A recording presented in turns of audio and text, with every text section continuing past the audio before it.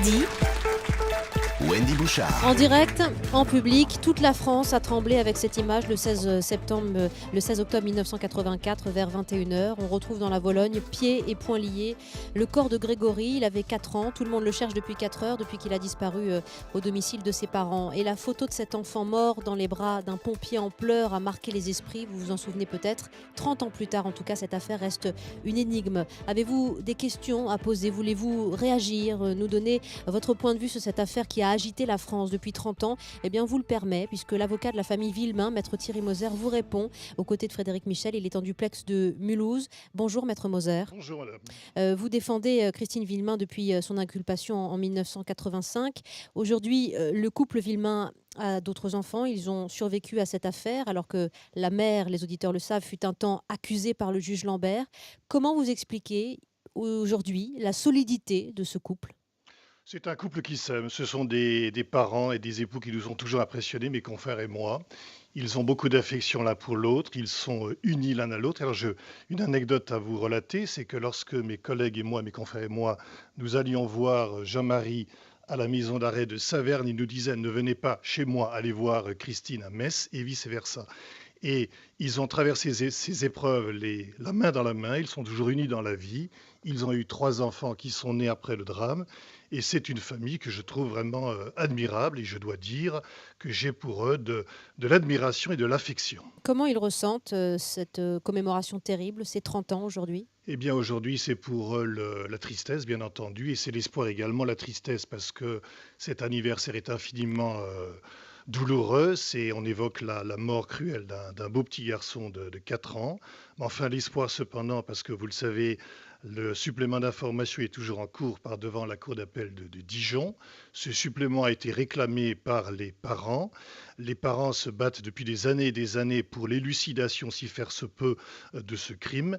Et malgré l'échec global des investigations expertales réalisées à Dijon à ce jour, nous gardons quand même un certain espoir d'y arriver. Alors, maître Moser, c'est vrai qu'au gré des progrès techniques, au gré de la police judiciaire, ces époux Villemain n'ont eu de cesse de demander de nouvelles expertises. L'examen plus poussé, notamment de l'ADN sur les cordelettes qui ont servi à entraver l'enfant. Anthony nous demande sur Europe1.fr si l'affaire avait lieu aujourd'hui. Est-ce qu'on aurait réussi à l'éclaircir rapidement? Je crois que oui, puisque la PTS, la police technique et scientifique, aujourd'hui en 2014, est quand même quelque chose, c'est une réalité bien installée dans la vie judiciaire. On sait faire aujourd'hui ce qu'on ne savait pas faire à l'époque. Et je pense qu'avec un juge d'instruction plus rigoureux, plus compétent que celui que nous avons malheureusement, je dis bien malheureusement, connu à Épinal, eh bien je pense en effet que ce triste dossier n'aurait pas connu de nos jours, ne connaîtrait pas de nos jours ces péripéties, ces atermoiements, ces tergiversations tout à fait médiocres qu'il a connues. Alors, vous dites beaucoup d'espoir aujourd'hui qui agite le couple Villemain, 30 ans après la mort de leur petit garçon. Jean-Marie Villemain, lui, il est persuadé d'avoir tué le coupable à l'époque, son cousin Bernard Laroche, qui a été inculpé de l'assassinat, qui a été écroué, puis remis en liberté. Qu'est-ce qu'il attend alors, Jean-Marie Villemain, puisqu'il pense avoir trouvé?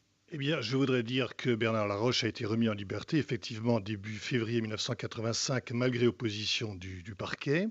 Et je voudrais également relater ce que les auditeurs ne savent certainement pas, c'est qu'en 1993, la Cour d'appel de Dijon, à l'issue d'un supplément d'information, rend un non-lieu éclatant au profit de Christine Villemain. Elle proclame l'innocence absolue de la maman.